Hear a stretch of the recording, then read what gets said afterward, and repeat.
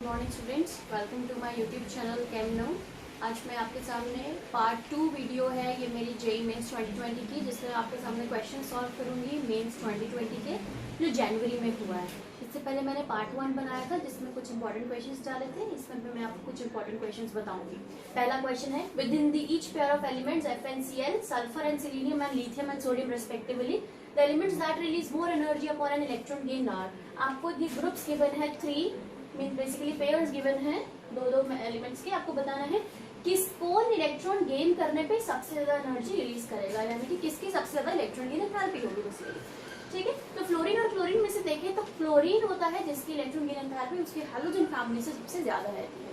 Then sulphur and selenium में it is the sulphur जिसकी electron gain enthalpy ज्यादा रहेगी, because as we move down in a group electron gain enthalpy decreases. तो selenium sulphur के नीचे आता है, फाइन। इसीलिए सेलेनियम की इलेक्ट्रॉन गेन एंथैल्पी सल्फर से कम होगी, सल्फर की ज्यादा है तो इलेक्ट्रॉन गेन करके एनर्जी ज्यादा रिलीज करेगा। देन लिथियम एंड सोडियम की बात करें, दोनों मेटल्स हैं, बट कंपैरिजन देखें तो अगेन हम मूव डाउन का कंपैरिजन देखेंगे कि when we move down in a group electron gain enthalpy decreases. So your lithium and sodium में से अगर हमें चूज करना हो तो हम किसको चूज करेंगे? लिथियम को। सो लिथियम अगर इलेक्ट्रॉन गेन करेगा तो सबसे ज्यादा एनर्जी रिलीज करेगा, राइट। तो यानी कि आपका आंसर हो गया chlorine, then sulphur, then lithium. तो देख लेते हैं। फर्स्ट ऑप्शन है सल्फर, फर्स्ट है chlorine, selenium and sodium, wrong option. B chlorine, sulphur and lithium, yes, B is the right answer. C भी रॉन्ग है, fluorine, sulphur and lithium, and D chlorine, selenium and sodium, ये भी wrong हो गया। तो correct option हो गया आपका बी।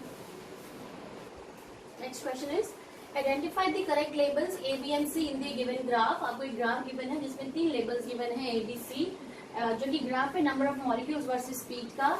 अब एक स्पीड है A which is the VRMS, B आपको सॉरी 3 स्पीड्स गिवन है, VRMS, VMP एंड VAB। VRMS means root mean square speed, most probable speed and the average speed. आपको बताना है ABC में से कौन सी ये तीनों स्पीड्स हैं। तो हम अगर ए स्पीड की बात करें, ए की लेवल की अगर हम बात करें कि उन मॉलिक्यूल के पास कौन सी स्पीड होगी, तो देखिए जो भी हमारा पीक रहता है, पीक का जो टॉप होगा उस टॉप पे सबसे ज्यादा नंबर ऑफ मॉलिक्यूल्स होंगे। तो सबसे ज्यादा नंबर ऑफ मॉलिक्यूल्स के पास जो स्पीड रहेगी that is the A speed, because इस स्पीड पे सबसे ज्यादा नंबर ऑफ मॉलिक्यूल्स है। तो सबसे ज्यादा it means number of molecules के पास कौन सी स्पीड है? ए स्पीड है। तो आपकी ए स्पीड हो गई बी मोस्ट प्रोबेबल। तो मोस्ट प्रोबेबल स्पीड वो स्पीड है जो सबसे ज्यादा नंबर ऑफ मॉलिक्यूल्स के पास होती है। देन अगर हम बात करें रूट मीन स्क्वायर स्पीड की, यानी कि अगर हम मैं सी स्पीड को देखूं तो रूट मीन स्क्वायर स्पीड वो स्पीड है जो सबसे ज्यादा रहती है, स्पीड ज्यादा रहती है, नंबर ऑफ मॉलिक्यूल्स नहीं।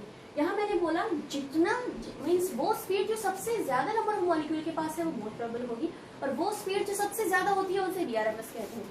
अब 3 स्पीड्स के बना 1 2 3, तो वैल्यू देखें तो इन तीनों में से स्पीड की सबसे ज्यादा हो गई। अब इस स्पीड के रिस्पेक्ट में जितने भी नंबर ऑफ मॉलिक्यूल्स होंगे, यानी कि ये वाले मॉलिक्यूल्स के पास सबसे ज्यादा स्पीड है, तो यानी कि सी आपकी कौन सी स्पीड हो गई?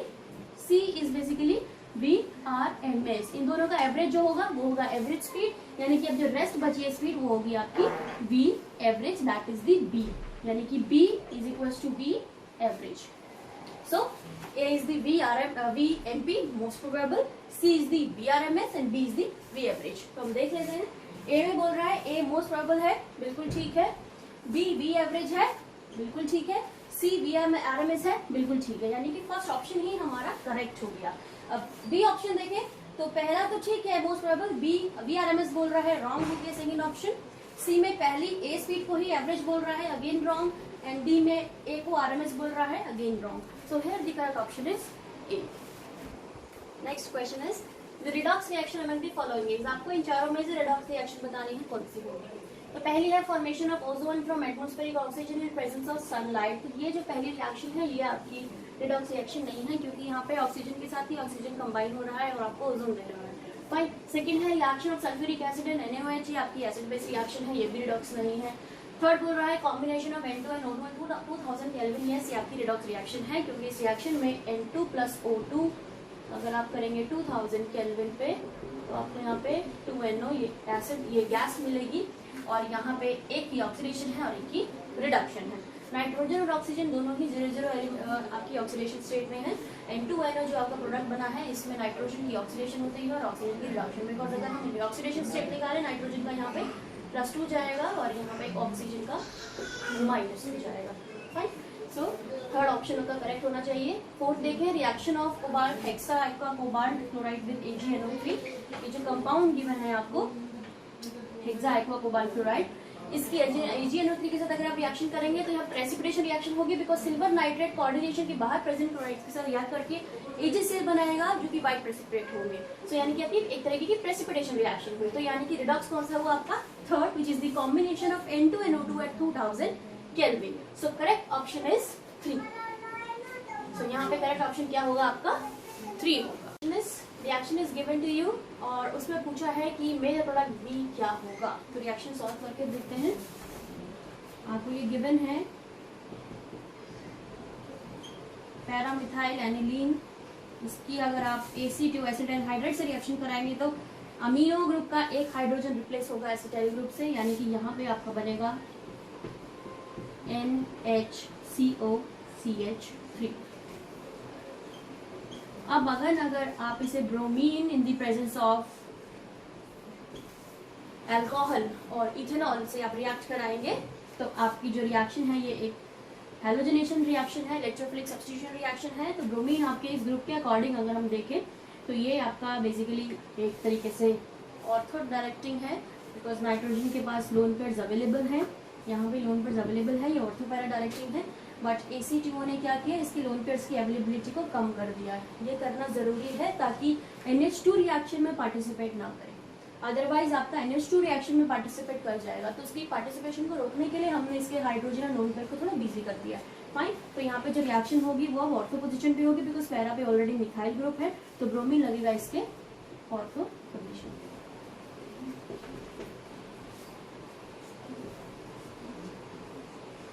यानी कि ये आपका प्रोडक्ट बनेगा।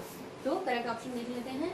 ए देखिए, अगर हम NHCOCO3 Br देन CH3, पहला ही ऑप्शन हमारा आंसर है बिकॉज हमारे आंसर से मैच कर रहा है। बी गलत है बिकॉज यहाँ CH2Br आ गया। सी भी ऑप्शन रॉन्ग है बिकॉज ब्रोमीन इस ग्रुप के मेटा पे लगा है, और डी भी रॉन्ग है बिकॉज यहाँ COCH3 है। सो correct option is a. Next question is the refining method used when the metal and the impurities have low and high melting temperature respectively is। तो आपको बताना है इन चारों में से कौन सा मेथड हम रिफाइनिंग का बोलेंगे यूज करेंगे अगर हमारी मेटल और इम्प्योरिटीज में बहुत ज्यादा लो और हाई मेल्टिंग टेम्परेचर्स हो। तो जब भी हमारी मेटल और इम्प्योरिटीज में बहुत ही ज्यादा लो एंड हाई मेल्टिंग टेम्परेचर्स हो, तो जो हम रिफाइनिंग मेथड यूज करते हैं वो करते हैं वेपर फेस, वो करते हैं लिक्वेशन। कौन सा करते हैं? Liquation. So first option is wrong because vapour face refining is given, second is distillation again wrong, fourth is zone refining again wrong, so third is the liquefaction। तो liquefaction ऐसा process है जिसमें हम अपने मेटल्स और basically वो process है जिसमें मेटल्स और इम्प्योरिटीज का बहुत ज्यादा मेल्टिंग टेम्परेचर गैप रहता है। So here the answer is liquation, option 3 is correct. Next question is correct order of stability of alkoxides are. आपको 3 अल्कोक्साइड्स गिवन है A, B and C, आपको करेक्ट ऑर्डर बताना है स्टेबिलिटी का। तो पहला अल्कोक्साइड देखते हैं, आपका oxygen negative N double bond O एक कोऑर्डिनेट बॉन्ड, फाइन। B है आपका एल्कीन गिवन है साथ में N डबल बॉन्ड O एक कोऑर्डिनेट बॉन्ड O, एंड जो थर्ड गिवन है वो है O negative nitrogen double bond O and एक कोऑर्डिनेट बॉन्ड ऑफ ऑक्सीजन। तो हम इसको ऐसे लिख देते हैं N double bond O and 1 coordinate bond O oxygen. इस तरीके से नाइट्रोजन लगा है, ठीक है। तो अब देख लेते हैं एक बार, जो A हमारा है ये A है, ये B है और ये C है। A के अंदर देखें, अगर हम